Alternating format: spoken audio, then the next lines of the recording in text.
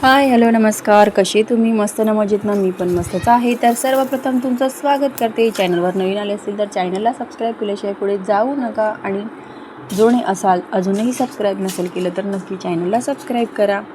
तर आम्ही चाललो आज गावाला. माझ्या मावशीच्या मुलाला मुलगा झाला आणि आता त्याचा बारसा आहे. एकंदरीत 4 ते 5 महिन्याचा मुलगा आहे.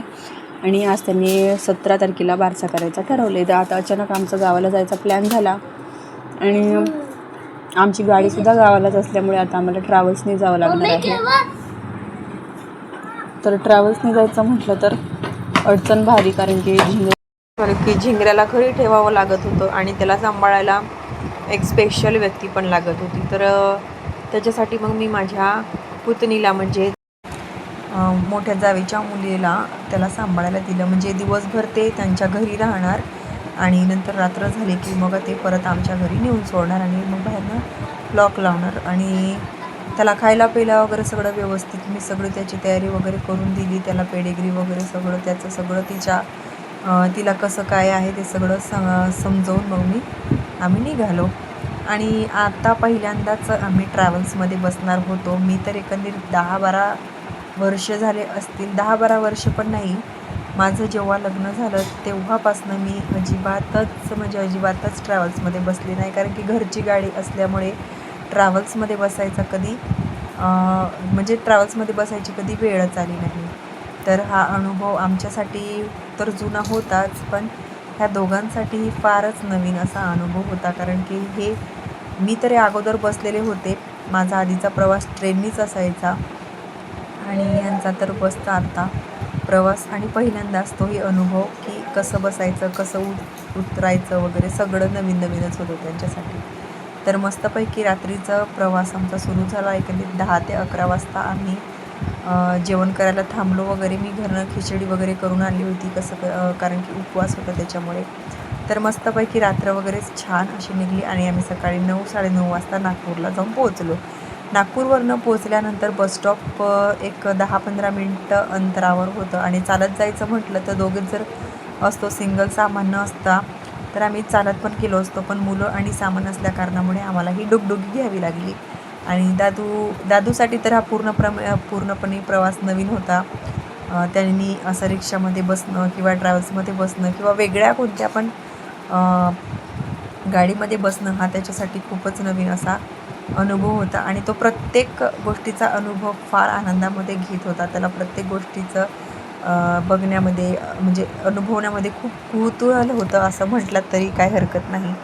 तर मग आम्ही बसमधनं उतरून रिक्षामध्ये बसलो आणि आता परत बसमध्ये बसायचं. फार लांब आमचं गाव आहे. जर ट्रॅव्हल्समध्ये यायचं म्हटलं तर अशा बसा 17 वेळा बदलावं लागतात. आता तुम्हीच बघा ना, ट्रॅव्हल्स पकडली, ट्रॅव्हल्स सोडली, नंतर लगेच रिक्षा पकडली, रिक्षा सोडली, परत आता ही बस घेतली आणि ही बस परत आम्हाला तिथं अर्ध्यात सोडणार आहे. आणि तिथून परत आमचं गाव अर्धा तास नाही, एक 20 मिनटं म्हटलं तरी चालेल. तर तिथं उतरून परत आम्हाला 20 मिनटं पुढे जायचं होतं. तर त्याच्यामध्ये मग माझे सासरे आणि गावातला एक मुलगा घेऊन ते आले होते आमची गाडी घेऊन.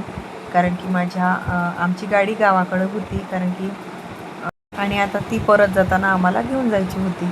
तर मग ती गाडी घेऊन आली आणि आता मी बसमध्ये बसल्यावरती तुम्ही बघू शकता हा नागपूर आहे. नागपूरच्या जवळजवळ तुम्ही बघत असाल तर हे उमरेड, म्हणजे इकडच्या जर असाल तर हा उमरेडच्या ठिकाणी आम्ही थांबलो होतो एका ठिकाणी बस स्टॉपवरती. तर ह्या रस्त्याला आमचं गेल्या वेळेस आहे ना, एक 2-4 महिने झाले असतील, या रस्त्याने जाताना आमचा ॲक्सिडेंट झाला होता. म्हणजे आम्हाला कोणाला दुखापत वगैरे झाली नव्हती. मागच्या गाडीने आम्हाला धडक दिली होती. तर ती याच ठिकाणावरती आहे. आणि मी तेव्हा व्हिडिओ वगैरे काही शूट केला पण दुसऱ्याचा असल्यामुळे आपल्याला पण बरं वाटत नाही. ठीक आहे, चुकी होता सगळ्याकडून. मग मी तो व्हिडिओ अपलोड वगैरे काही केला नाही. तर तो याच ठिकाणाहून झाला होता. आणि मस्त शेंगदाणे, आणि तुम्ही ते बघितलं असाल की काय म्हणतात त्याला, शिंगाडे म्हणतात, जी 100 रुपये किलोनी भेटतात. तर असं करत मग आमचा हा प्रवास बघा तुम्ही. आम्ही कितीतरी गाड्या चेंज केल्या. आता हे आमचं गाव आलेलं आहे. खूपच सुंदर गाव, खूप शांत गाव. ह्या गावाची एक खासियत आहे माहिती का, ह्या गावामध्ये सगळे सण साजरे करतात, ते एकत्र मिळून करतात. आणि हे जो पटांगण दिसला तुम्हाला आत्ता मंदिराच्या तिथं प्रत्येक सणामध्ये, गणपतीमध्ये, दुर्गेमध्ये एकत्र जेवण करतात. या सगळे गावातले लोक एकत्र येऊन वर्गणी काढून सगळं शिदापाणी देऊन एकत्र जेवण करतात. मग ह्याच्यामध्ये कुठलाच भेदभाव नाही की गरीब श्रीमंत असं काही नाही. आणि हे आलं आमचं. तर फायनली आमचं घर आलं. सासूबाईंनी अर्ध्यातच म्हणजे मी जेव्हा नागपूरला उतरले तेव्हाच मला फोन करून सांगितलं की मी स्वयंपाक केलेला नाही.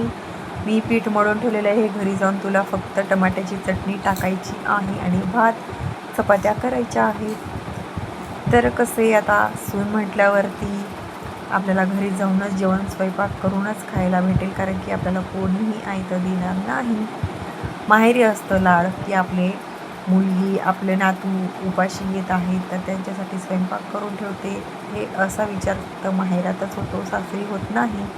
तर मग गेल्यावरती मी मस्तपैकी स्वयंपाक केला. ही बघू शकता, मस्तपैकी टमाट्याची चटणी केली, चपात्या केल्या आणि भात तर ऑलरेडी होताच वाटतं. थोडासा भात तर कोणी खाणार नव्हतं, कारण की थकून ऑलरेडी आलो होतो आम्ही सगळेजणं.